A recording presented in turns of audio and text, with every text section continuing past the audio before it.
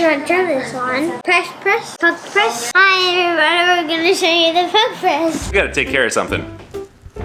So this is a Puqpress. So I've been sitting on this Puqpress for a while, and if you've never seen a Puqpress before, it's basically an automated tamper. You stick the portafilter in here, this little piston comes out, tamps that bad boy, and you're good to go. So it's taking out that manual tamping function from the espresso workflow. The squad sent this over, and I sadly have not done anything with it. It was in the cafe for a short run, but we didn't really collect a lot of data on it. I just want to go through setting it up, dialing it in, and show how you might use it. This won't be a review because I'm gonna need to get a lot more time with it before I can make a real judgment. And just like most of my other videos, I don't really wanna get in the zone of telling people what they should or shouldn't do. My goal is to present information that you can use to make an educated decision based on what you need at your own shop or for your own life, and then you can just go from there. Now, the Puqpress seems to make sense for a few reasons. The first one is that out of the entire process, tamping seems like it would be the easiest thing to automate. If you haven't seen the tamping tutorial, I'll link it below so you can reference it, but it's not rocket science, and there's a lot of chance for the barista to introduce some things that are gonna negatively impact the quality of the coffee. People are knocking stuff, people are flipping stuff, people are doing weird polishing moves, all these things. Do we really need all these things? But on the flip side of that, so many things that seem like they'd be really easy to automate and are looking good at face value just don't end up working very well, and some of the traditional techniques seem to work better. Even with fully automated espresso machines, we're not quite there yet. It shouldn't really be that hard. You've got two ingredients, coffee and water. You take X amount of coffee, you shoot X amount of water over it X amount of time. It should be perfect. And although we're able to get like 80% of the way there, we're just not all the way. It's kind of like carpentry. You can take someone who builds and finishes everything by hand, or take something that's programmed on a computer, cut out with a CNC machine, assembled, everything's measured to the millimeter. It should be perfect, but it's just not. There's something organic with the material that you're working with that requires that human touch. And for now, the handmade stuff is gonna have a better fit and finish. But I don't really want this to turn into a handcrafted versus automation debate, so let's just look at the Puqpress. Let's set this bad boy up. Let's take a quick look around the machine. You got the forks, and then underneath here, you can see the piston down there. Control panel, it's not plugged in, but this is where you adjust the tamping force and or cleaning. We got our plug, and then we've got this T-handle wrench that comes with it. And this wrench is used to adjust the height of the forks. And that's the first thing that you wanna do when you get this going. You wanna set up the forks so that your portafilter fits in super snug in there. And what Puqpress recommends is just ripping this top off and flipping this bad boy upside down, and it'll stand. Let's clean the table here. So you want the portafilter to fit in the forks really, really snugly. This one is a little too tight. It took a little bit of force to get it in, and it's really pinched, so I'm gonna have to loosen up the forks a little bit, drop them back down. Now, I'm gonna set this up for the Linea Mini, so I only have one portafilter, but if you're doing this on a 2-group or a 3-group machine, you wanna grab all of your portafilters and check them all. Basically what you're gonna have to do is set it for the biggest common denominator. Now, the La Marzocco portafilters are really good. The manufacturing tolerances are pretty tight, but also depending on what kind of basket you have, whether the lip on that basket's a little bit bigger or smaller, quality control isn't always what it's supposed to be. So it's important that you check every portafilter you're going to use before you put this thing on the counter and call it good. Okay, so before you tighten this thing down, you wanna make sure that the portafilter is completely flush. So see how it's got that little tiny bit of tip in it right there? You wanna press it down so that it lays flat on the Puqpress, because if it's not flat, it's not gonna tamp straight, and that's gonna be a problem. Make it flat, little bit of pressure on the forks, and we're gonna tighten it up.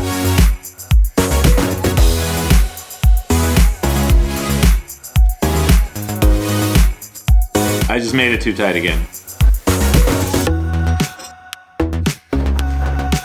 I basically tried to put it on twice and made it too tight every time. So apparently I've got an iron grip. I need to back off a little bit.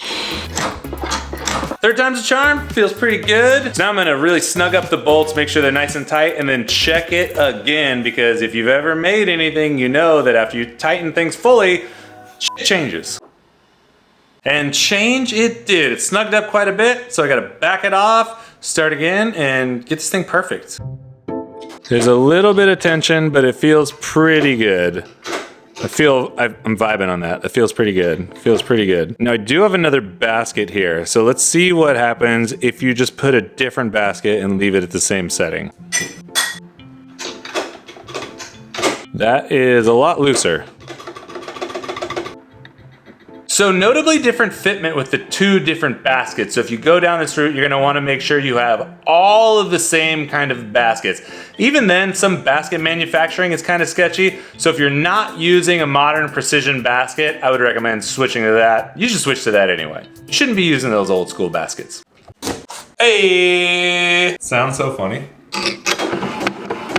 So it's on, it works, and they recommend kind of seasoning the Puqpress. So basically loading up a portafilter with coffee and just running through a bunch of tamping with it. You don't have to switch out to new coffee every time. You don't need to waste coffee, but you just want to cycle the machine. Break in all the seals, make sure everything's running buttery smooth. And as you can see from there, it double taps it. So it's two different tamps. I don't know if one's more intense than the other. If they're exactly the same, you can see where you set the force on the side of the machine, and it's important to note that that is in kilograms. Kilos. We're gonna have to do some dialing in to determine what force we want, but we'll start with 30 pounds of pressure, so that's about 13.5 kilograms. So I'll just set it to 14, and we'll go from there.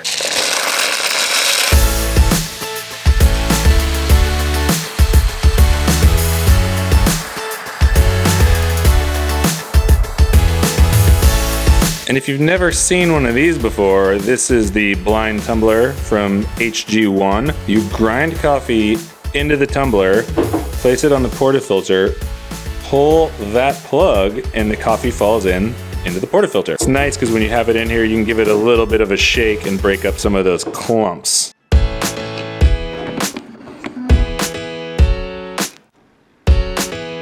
Well, it definitely tamps. It's definitely level. Or as level as I can tell without putting a physical level on there. What does that mean? Nothing yet. I fired up the Mini. We're gonna get it going, make some shots again.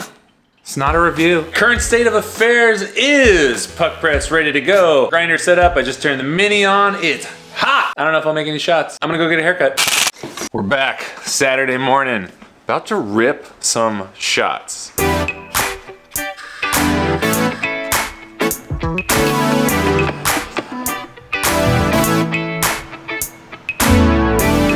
I'm gonna increase the tamping force a little bit. If the puck can't stay in there with the portafilter upside down, I don't feel comfortable that the seal is strong enough between the sidewall of the basket and the puck of the coffee, which is the most common place you get channeling.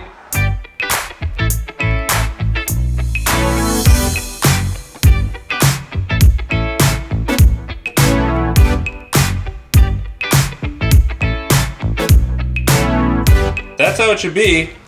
You want to take it all the way. I'm not super comfortable with how the puck's falling out, but we're gonna go ahead and make some coffee anyway. I think there could be a couple of reasons this is happening.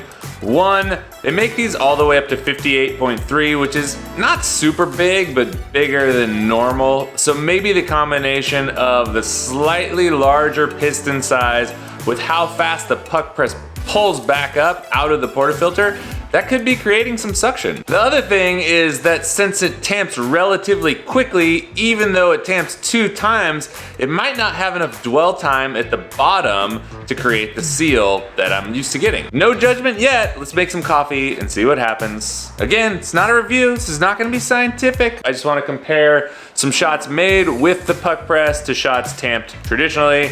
See if there's an even noticeable difference. See what happens. Casual, not a review, it's casual.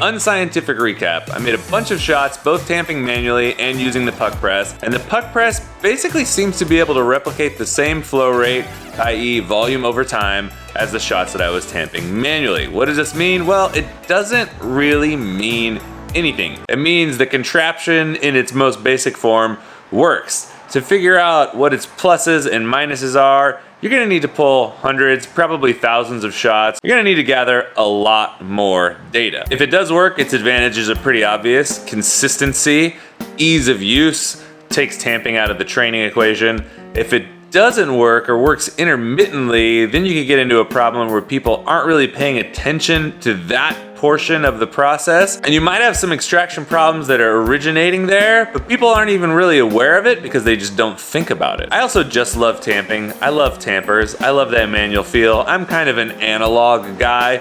In the cafes, we're still tamping. Like I said, this was on bar for a little while, but the baristas opted to tamp. Another thing I find interesting about this is that it's slowly gaining in popularity, and you see some people picking it up who you might not think, like Reg Barber. Reg Barber started selling Puqpresses.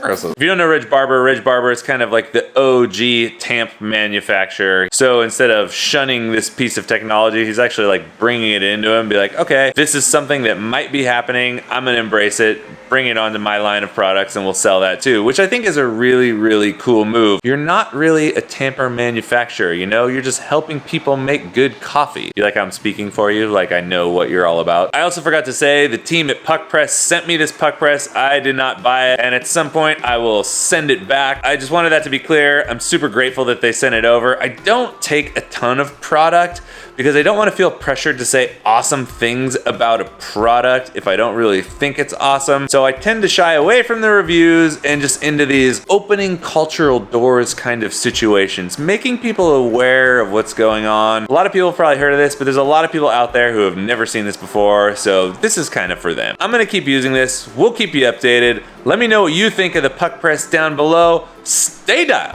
And if you like this video, subscribe, and just to tell you, I want to say this again. I'm Santa Cruz. Bye!